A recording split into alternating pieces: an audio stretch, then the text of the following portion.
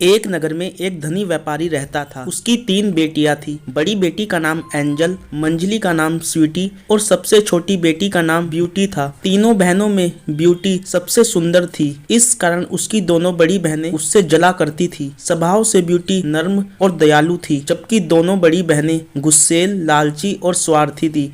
एक दिन व्यापारी को यह संदेश मिला कि उसके सामानों से लदे जहाज समुद्री तूफान के कारण समुद्र में डूब गए हैं। इससे उसे बड़ा नुकसान हुआ।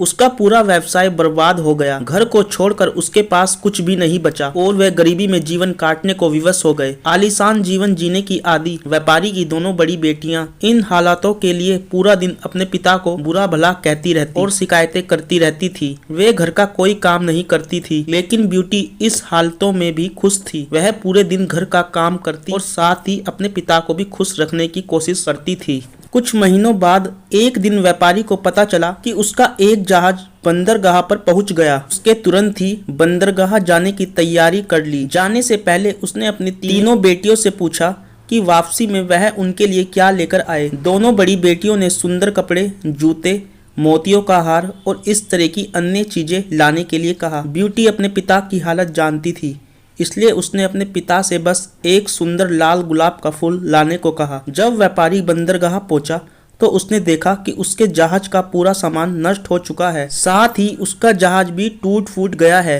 और किसी काम का नहीं रह गया है। थका हारा निराश व्यापारी वापस घर की ओर लौटने लगा। वापस लौटते लौटते रात हो गई। रास्ते में एक घना भयानक जंगल था। व्यापारी जल्दी से जल्दी उस जंगल को पार कर लेना चाहता था, लेकिन तभी अचानक ही शुरू हुई तेज आंधी तूफान ने उसे घेर लिया। उस तूफान में सफर जारी रख पाना असंभव था। आश्रय की खोज में वह इधर उधर भटकने लगा। तभी उसे उस भयानक जंगल में एक स्थान पर रोशनी दिखाई पड़ी। जब वह पास पहुंचा तो उसे रोशनी से नहाया हुआ एक महल नजर आया। उसकी उम्मीदें बंध गई कि रात गुजारने के लिए उसे यहाँ आश्रय मिल सकता है। वह महल के दरवाजे के पास पहुंचा, देखा कि वह खुला हुआ है। उसने वहां से आवाज लगाई, किंतु कोई बाहर नहीं आया। साहस बटोर कर वह अंदर चला गया।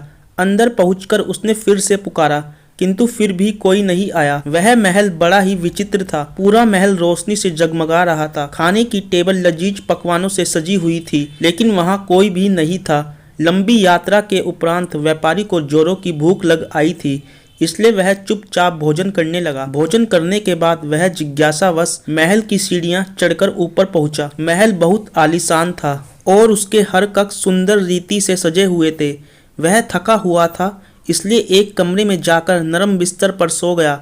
सुबह जब वह सोकर उठा तो उसे अपने बिस्तर के पास नए कपड़े दिखाई पड़े।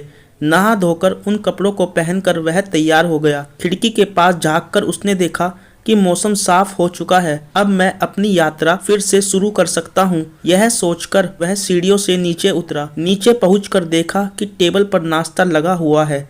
उसने नाश्ता किया और वापस जाने के लिए खुशी खुशी बाहर निकल आया। बाहर निकलते ही उसे एक खूबसूरत गुलाब का बगीचा दिखाई पड़ा, जहां गुलाब के विभिन्न रंगों के सुंदर फूल खिले हुए थे, जिन्हें देखकर उसे ब्यूटी से किया हुआ वादा याद आ गया। उसने सोचा कि मैं अपनी दोनों बड़ी बेटियों की इच्छा तो पूरी नहीं कर सका, पर कम से कम ब्यूटी की इच्छा तो पूरी कर ही सकता हूँ। यह सोचकर जैसे ही उसने लाल गुलाब का फूल तोड़ने के लिए हाथ बढ़ाया, उसे एक भयानक हंसी सुनाई पड़ी। डर के मारे उसने अपने हाथ पीछे खींच लिए। उसने देखा कि उसके सामने एक डरावना राक्षस खड़ा है। उस राक्षस की आंखें अंगारों की तरह लाल थी। व्यापारी को घूरते हुए वह गुस्से में गुर्राया, दुष्ट व्यक्ति, मैंने तुम्हें अपने महल में आश्रय दिया, खाने के लिए लजीज भोजन दिया, सोने के लिए नरम बिस्तर दिया और पहनने के लिए नए कपड़े दिए। मेरे इन एहसानों के बदले मुझे धन्यवाद देने के बजाय तुम मेरे बगीचे से फूल चुरा रहे हो। कितने एहसान फरामोश हो तुम। अब मैं तुम्हें जीवित नहीं छोड़ूंगा। डर से कांपते हुए वह व्यापारी राक्षस के पैरों पर गिर पड़ा और क्षमा याचना करने लगा। मुझे क्षमा कर दो। मैं यह गुलाब का फूल अपने लिए नहीं तोड़ रहा था, बल्कि अपनी बेटी के लिए तोड़ रहा था, जिसे मैंने एक लाल गुलाब का फूल लाने का वादा किया था। मुझे मत मारो, तुम जैसा कहोगे मैं वैसा ही करूंगा। व्यापारी की याचना पर राक्षस बोला, ठीक है, मैं तुम्हें एक शर्त पर बकसता हूँ कि तुम अपनी उस बेटी को यहाँ मेरे पास लेकर आओगे, जिसके लिए तुम मेरे बगीचे से फूल तोड़ रहे थे। डरे हुए व्यापारी ने उस समय अपनी जान बचाने के लिए राक्षस की बात मान ली और अपनी बेटी को उसके पास लाने का वादा कर वह वहाँ से निकल गया। जब वह घर पहुँचा तो उसकी आंखें आंसुओं से भीगी हुई थी। वह बहुत डरा हुआ था। पूछने पर उसने अपने साथ हुई पूरी घटना विस्तार से बता दी। पूरी बात सुनने के बाद ब्यूटी बोली, पिताजी आप चिंता मत कीजिए, आपकी जान बचाने के लिए मैं कुछ भी करूंगी। अपने वादे के अनुसार आप मुझे उस राक्षस के महल में ले चलिए। तुम मुझे बहुत प्यार करती हो ब्यूटी, ये तो मैं जानता हूँ, लेकिन मैं कितना स्वार्थी पिता कहलाऊंगा जो अपनी जान बचाने के लिए अपनी बेटी को उस राक्षस को सौंप देगा। व्यापारी रोते हुए बोला, पिताजी आपकी जान बचाने का यही एक रास्ता है, हम कुछ कर भी नहीं सकते, आप मुझे उस राक्षस के महल में ले चलिए। ब्यूटी ने अपने पिता को समझाया। दुखी मन से व्यापारी ब्यूटी को उस राक्षस के महल में छोड़ आया। शुरू में ब्यूटी उस राक्षस के भयानक रूप रंग को देखकर डर गई, लेकिन उस राक्षस का ब्यूटी के प्रति व्यवहार बहुत अच्छा था। उसने ब्यूटी को ढेर सारे नए कपड़े और गहने दिए, उसे एक बहुत ही सुंदर कमरे में रखा। वह उसका बहुत ख्याल रखने लगा, जिससे धीरे धीरे ब्यूटी का डर खत्म हो गया। शुरू में राक्षस चुपचाप दूर से ब्यूटी को देखा करता था, फिर धीरे धीरे उसने उससे बात करनी शुरू की। ब्यूटी को भी राक्षस से बात करना अच्छा लगने लगा। दिन गुजरते रहे और दोनों बहुत अच्छे दोस्त बन गए। राक्षस ब्यूटी को चाहने लगा था, लेकिन अपनी बदसूरती के कारण उससे अपनी मन की बात कहने से डरता था। फिर भी एक दिन उसने हिम्मत करके ब्यूटी को अपने मन की बात बता दी और उसके सामने विवाह का प्रस्ताव रख दिया। इस प्रस्ताव पर ब्यूटी आश्चर्य में पड़ गई। उसे समझ नहीं आया कि राक्षस को क्या उत्तर दे। वह सोच में पड़ गई, वह कैसे उस बदसूरत राक्षस से विवाह कर सकती थी, लेकिन वह उसकी भावनाओं को भी ठेस नहीं पहुंचाना चाहती थी, क्योंकि वह उसके प्रति दयालु था और उसने उसके पिता के प्राण भी नहीं लिए थे। ब्यूटी घबराते हुए बोली, मैं इसका अभी कोई उत्तर नहीं दे सकती। ब्यूटी की बात पूरी होने के पहले ही राक्षस उसका उत्तर समझ गया और उसकी बात काटकर बोला, कोई बात नहीं ब्यूटी, मैं तुम्हारी स्थिति समझता हूँ, मुझे तुम्हारी बात का बुरा भी नहीं लगा है। इतना कहकर वह वहाँ से चला गया। दिन गुजरते रहे, दोनों ने इस बारे में फिर कोई बात नहीं की। ब्यूटी को वहाँ कोई तकलीफ नहीं थी, लेकिन वह अपने पिता और बहनों को बहुत याद किया करती थी। ऐसे ही एक दिन वह उन्हें याद कर उदास बैठी हुई थी, तभी राक्षस वहाँ आया और उसकी उदासी का कारण पूछा। ब्यूटी ने उसे बताया कि वह अपने परिवार को याद कर रही है। राक्षस ब्यूटी का दुख समझ गया और उसने उसे एक जादुई आईना दिया, जिसमें वह जब चाहे अपने पिता और बहनों को देख सकती थी। ब्यूटी उस आईने को पाकर बहुत खुश हुई। अब जब भी उसका मन करता वह उसमें अपने परिवार को देख लेती थी। एक दिन ब्यूटी ने उस आईने में देखा कि उसके पिता बहुत बीमार हैं और मरने की कगार पर हैं।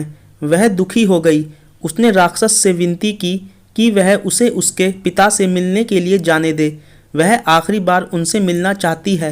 पता नहीं फिर कभी वह उन्हें देख पाए या नहीं। पहले तो राक्षस ने मना कर दिया, लेकिन फिर ब्यूटी के आंसू देखकर उसका मन पिघल गया और उसने उसे जाने की इजाज़त दे दी। उसने ब्यूटी से कहा, मैं तुम्हें अपने पिता के पास जाने की इजाज़त देता हूँ, लेकिन इस शर्त पर कि तुम्हें 7 दिन के भीतर मेरे पास वापस आना होगा, नहीं तो मैं तुम्हारी याद में मर जाऊंगा। ब्यूटी ने राक्षस से वादा किया कि वह अपने पिता को देखकर 7 दिन में वापस लौट आएगी। राक्षस ने उसे एक अंगूठी दी और कहा, जब वह यह अंगूठी अपनी उंगली से उतारेगी वह वापस इस महल में होगी। ब्यूटी ने वह अंगूठी पहन ली। अगले दिन जब वह सोकर उठी तो उसने खुद को अपने पिता के घर पर पाया। वह सीधे जाकर अपने पिता से मिली। पिता ब्यूटी को देखकर बहुत खुश हुआ। वास्तव में वह यह सोचकर बीमार पड़ गया था कि उसकी बेटी एक राक्षस की कैद में है। ब्यूटी ने अपने पिता को उस राक्षस के बारे में विस्तार से बताया कि वह उसके साथ बहुत अच्छा व्यवहार करता है और उसे कोई तकलीफ नहीं होने देता। ब्यूटी की खैरियत जानकर व्यापारी धीरे धीरे ठीक होने लगा। वहाँ रहते हुए ब्यूटी को राक्षस की याद आने लगी। उसके साथ रहते रहते उसे उसकी आदत पड़ गई थी और उसके अच्छे और दयालु व्यवहार के कारण वह उससे प्रेम करने लगी थी। एक दिन ब्यूटी की दोनों बहनें एंजल और स्वीटी, जिनका विवाह हो चुका था, उससे मिलने आई।